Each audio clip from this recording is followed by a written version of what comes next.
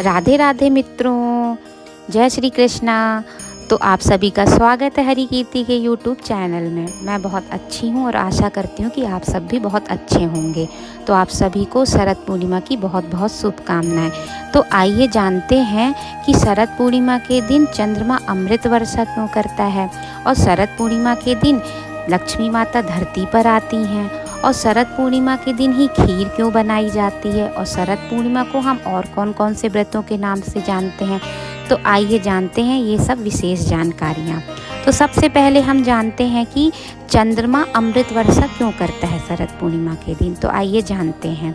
तो शरद पूर्णिमा के दिन भगवान श्री कृष्ण वृंदावन में गोपियों के संग महारास रचा रहे थे, इसलिए इसे रास पूर्णिमा भी कहते हैं।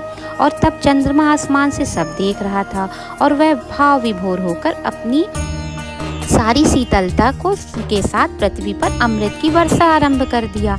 इसी कारण से शरद पूर्णिमा मनाई जाती है, और शरद पूर्णिमा में चांद का विशेष महत्व होता है। और ऐसा भी कहा जाता है कि शरद पूर्णिमा के दिन लक्ष्मी देवी स्वयं अमृत कलश लेकर धरती पर विचरण करती हैं। अब जानते हैं कि शरद पूर्णिमा के दिन खीर क्यों बनाई जाती है।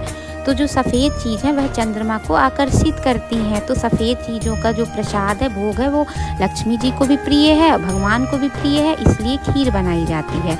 और शरद पूर्णिमा पर चंद्रमा पृथ्वी के सबसे करीब होता है। इसी दिन चांदनी सबसे चमकीली होती है। इसी दिन चांद की चांदनी से अमृत बरसने लगता है। मान्यता होने की वजह से भक्त खीर तैयार करते हैं और इसे चंद्रमा की रोशनी में रख देते हैं, ताकि चंद्रमा की दिव्य किरणें इस खीर में एकत्रित हो सकें और हम इसे प्रसाद के रूप में ग्रहण कर सकें। और कहीं कहीं पे शरद पूर्णिमा को कौमुदी व्रत, कोजागरी पूर्णिमा तथा रास पूर्णिमा भी कहा जाता है।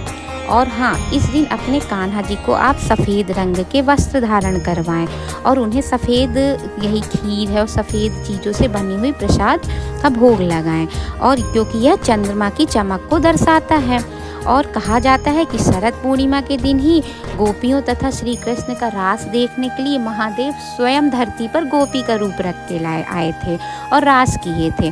तो इस तरह से उनका नाम गोपेश्वर महादेव भी पड़ा, जो कि वृंदावन में विराजते हैं। तो शरद पूर्णिमा इसलिए हम मनाते हैं। तो आप सभी शरद पूर्णिमा की व्रत और पूजा विधि पूर्वक करिए, और आप सभी के ऊपर माता लक्ष्मी का आशीर्वाद हमेशा बना रहे। जय श्री कृष्णा, राधे राधे।